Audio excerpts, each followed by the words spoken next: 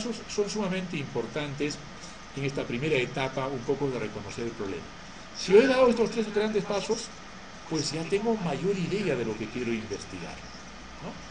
Yo tengo algunas experiencias que hemos venido trabajando en el Plan K, de la CONACAF, y este año fundamental, el año pasado que cuando ya se fue en la universidad, de pronto decíamos, a ver, ahora viene la etapa de poder encontrar problemas en el aula y ustedes van a formular, y todos los problemas de pronto han estado con la variable desnutrición y aprendizaje, ¿no?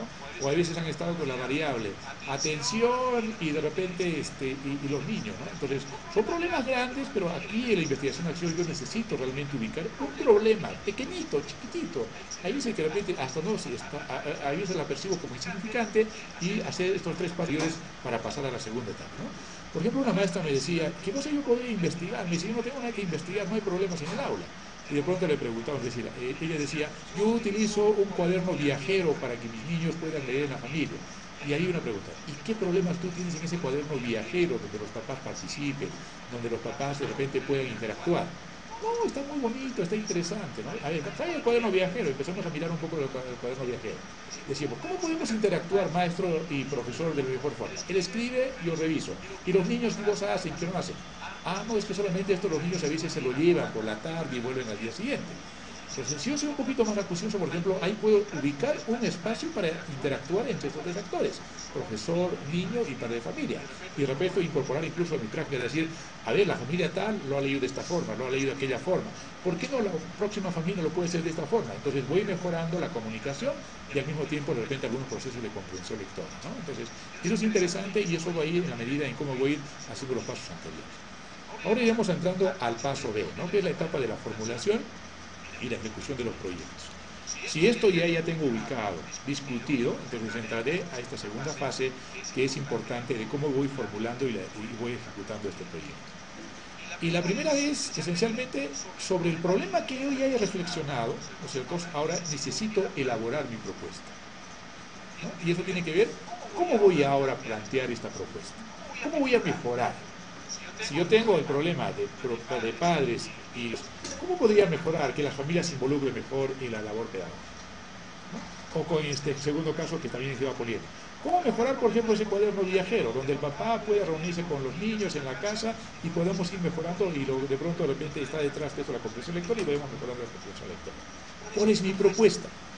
¿No? Y de pronto los maestros ahí somos sumamente habilosos y propositivos. Puedo decir, puedo hacer una unidad didáctica con tales características, o puedo hacer un proyecto con tales características, o puedo hacer una guía para poder mejorar. Si usted ya está pensando en esas soluciones de cómo mejorar ese problema, estamos hablando ya de un plan de acción. Y ese plan de acción va a ser el elemento central de cómo yo voy mejorando la investigación en el aula, ¿no? ¿Cómo voy a mejorar el problema? Eso es importante. ¿A través de qué propuestas de acción? ¿Por qué esa es la mejor que otra? Son preguntas que yo tengo que ir haciendo permanentemente. ¿Qué estrategias específicas permiten desarrollar la propuesta de esta acción? Que son preguntas que van pauteando. Pero lo interesante es que usted, después de haber identificado el problema, no es que simplemente ahora, como las otras investigaciones, digo, aplico una entrevista, aplico una encuesta, la puedo aplicar, pero para recoger información. Pero lo interesante de la investigación-acción es que ahora yo planteo una propuesta, ¿no es cierto? Sugiero una propuesta y voy a evidenciar esa propuesta. Ese es lo rico de la investigación-acción. Como algunos maestros me siempre decían cuando trabajó esto, con algunos maestros de aula inicial de primaria, dicen, entonces yo hago permanentemente la investigación-acción. Porque cuando estoy formulando mi unidad de aprendizaje, pienso en un problema y luego toda mi unidad de aprendizaje es una propuesta para resolver ese problema. Pues excelente, ese es el principio de la investigación-acción. Pero de la unidad de aprendizaje o el proyecto que formulo, ¿qué pasa? ¿Hay una reflexión, hay una evaluación? No hay. ¿Usted ha producido una pequeña sistematización, ha escrito algo sobre eso? No hay. Entonces la investigación-acción como que de pronto ha llegado hasta ese lugar y de pronto faltaba la otra parte que es importante y que luego lo elaboraremos. Pero lo interesante en la investigación-acción es que yo sin mayor temor y sin mayor preocupación lanzo una propuesta, planteo una propuesta. Y esa propuesta significa discutir hacia adentro, reflexionar y plantear progresivamente en esa idea. Entonces, identifico mi problema y también planteo mi problema o mi propuesta de acción reflexiva en torno a eso. Luego ya viene toda etapa de desarrollar mi propuesta de acción reflexiva. Si he planificado, ahora necesito llevarlo al aula, ¿no? Y cuando lleve al aula, ahí más bien yo tengo que ponerme en dos posiciones, ¿no? De maestro investigador y de maestro que va a desarrollar la misma experiencia. Como maestro que voy a ejecutar la experiencia, entonces pues tendré los materiales, los insumos adecuadamente planteados para ir resolviendo y mejorando ese problema. Y si soy maestro investigador, pues ahora tengo que ir documentando lo que voy a hacer. De repente pues puedo hacerme una guía, luego una guía de observación a sí mismo, o puedo hacer unas entrevistas a los niños de cómo les pareció, o a los padres, o puedo utilizar una serie de instrumentos. Tengo que ir documentando lo que voy haciendo. Puedo hacer, por ejemplo, un registro etnográfico, es decir, describiendo. Puedo hacer de repente algunos diagramas que me permitan. Entonces, en el aula voy actuando profesionalmente, ¿no? Como maestro que va desarrollando la práctica y también al mismo tiempo como maestro que va mirando desde arriba su experiencia y va reflexionando sobre lo mismo. Que es desarrollar la propuesta de investigación. Entonces, está realmente lo que estoy desarrollando, está mejorando la parte original.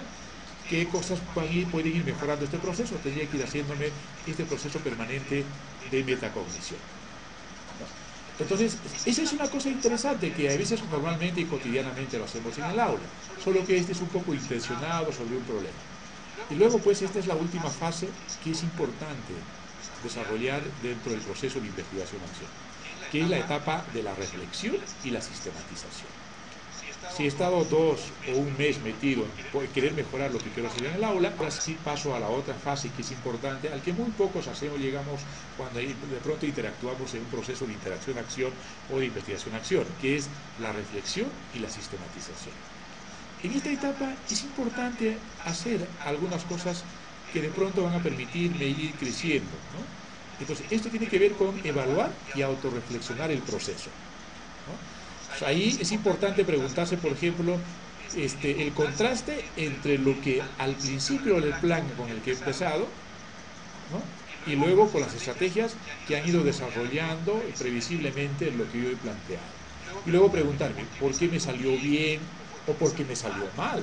Porque toda investigación-acción no necesariamente a veces pues está planteado en que las cosas mejoren y sea lo mejor. Entonces a veces siempre uno va encontrando más problemas y va encontrando otro tipo de problemas y esto me va permitiendo reflexionar. Es decir, te preguntaré también por qué me salió mal, por qué falló, qué ocurrió. De repente no estaba adecuadamente planteado. La investigación-acción me da esas grandes posibilidades de poder reflexionar. Entonces eso es importante, ¿no?